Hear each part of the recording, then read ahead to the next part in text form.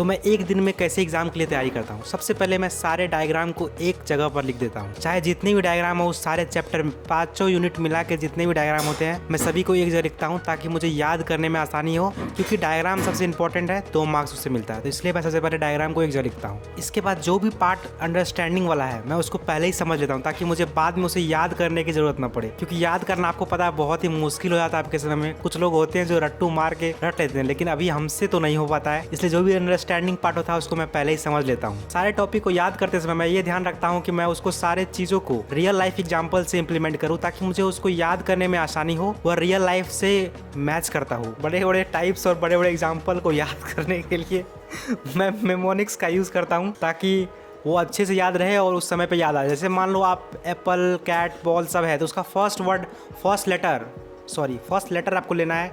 Apple का ए, cat का सी, dog का डी। आप ऐसे ACDA कुछ बना सकते हो जिससे आपको याद रहे, हेल्प हो।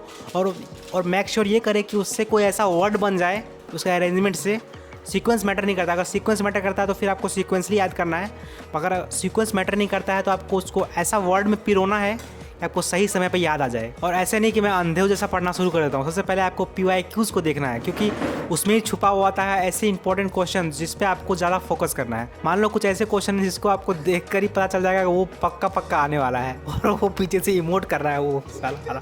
इसके बाद ये सारा चीज़ होने के बाद हम क्या करते हैं, इन सारी चीज़ को मैं रात में ही करने की कोशिश करता हूँ ताकि मुझे एक्स्ट्रा टाइम मिल पाए। और इन सभी को मेक श्योर करता हूँ कि मैं एक बार लिख लूँ, क्योंकि लिखने से ज़्यादा क्लियरिटी आता है और हमारा ब्रेन इस तरह से प्रोग्राम हुआ रहता है कि आप जितना बार रिपीटेशन करेंगे उतना ज़्यादा आपको याद होगा। सो आप इस पॉइंट पर जरूर ध्यान दें। और एट द एंड मैं एग्जाम हॉल में जाने से पहले उस चीज़ को 2-3 बार गो थ्रू करता हूँ। और साथ ही मैं ये भी देखता हूँ कि अगर किसी को समझ में नहीं आ रहा है तो मैं उसको इलेबोरेट कर सकूँ ताकि मुझे भी अच्छे से समझ में आ पाए। तो यही कुछ तरीका है जिससे मैं अच्छे मार्क्स ला पाता हूँ। ठीक है, आपसे मिलता हूँ किसी और दिन किसी और ब्लॉग के साथ, क्योंकि आज तो मैं ब्लॉग ही रिकॉर्ड नहीं कर पाया, वो आपको पता ही होगा क्यों। तो आज के लिए इतना ही, और कल हम लोग लड्डू खा के आप लोग से जरूर मिलेंगे, क्योंकि समोसा लड्डू मिलने वाला है कल, और ये भी आ रहा है बीच में।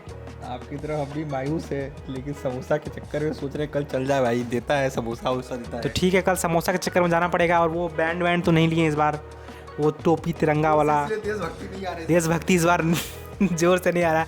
ठीक है, फिर मिलते हैं आपको कल इसी टाइम पे इसी समय पे।